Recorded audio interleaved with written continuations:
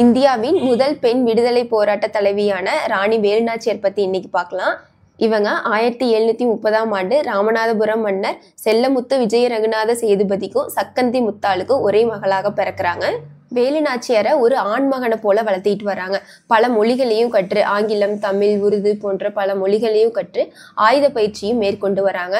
குதிரையேற்றம், வாள்வீச்சு, வில்வித்தை, சிலம்பம் போன்ற வீரக்கலைகள்ல பயிற்சி பெற்று வராங்க. அடுத்து 1746ஆம் ஆண்டு, அதாவது வேலுநாச்சியாரோட 16 வயசுல சிவகங்கை சீமையோட 2வது மன்னரான முத்துவடுகநாதருக்கும் வேலுநாச்சியாருக்கும் திருமணம் பண்ணி வைக்கிறாங்க. வேலுநாச்சியார் பட்டத்து ராணி ஆகிறாங்க. முத்துவடுகநாத தேவர் சிவகங்கையை நல்லபடியா ஆட்சி பண்ணிட்டு இருக்கும்போது அவருக்கு மந்திரி தாண்டவராய பிள்ளையும் மருது சகோதரர்களும் முத்துவடுகநாதருக்கு ரொம்ப சப்போர்ட்டா இருக்கிறாங்க.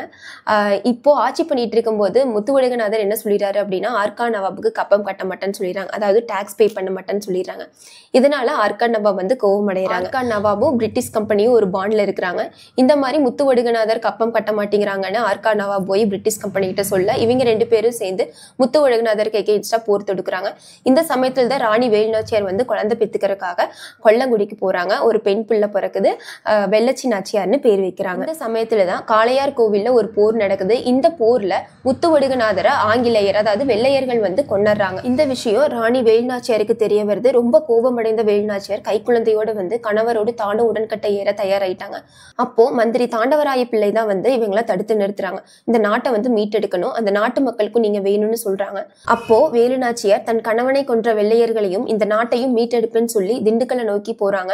அங்க போய் விருப்பாட்சியில கொஞ்ச நாள் தங்குறாங்க. விருப்பாட்சியில கோபால நாயக்கர் ராணி வேலுநாச்சியாருக்கு அடைக்கலம் கொடுக்குறாங்க. அங்கிருந்து சிவகங்கையை மீட்க படைகளை திரட்டுறாங்க. மைசூர் ஹைதர் அலி கிட்ட உருது மொழியில பேசி ஹைதர் அலியோட சப்போர்ட் வாங்குறாங்க. 3 படைகளை தயார்படுத்துறாங்க. என்னென்ன அப்படின்னா, வால்படை, வளரிப்படை, பெண்கள் படை.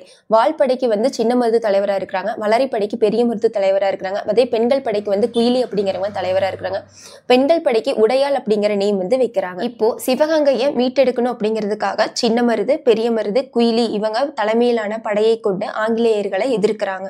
இப்போ குயிலி என்ன பண்றாங்க அப்படின்னா, ஆங்கிலேயர்களோட ஆயுத கிடங்க அழிக்கிறதுக்காக அவங்க குயிலி உடம்புல தன்னைத்தானே தீய வச்சுட்டு ஆங்கிலேயரோட ஆயுத கிடங்க அழிச்சிடுறாங்க.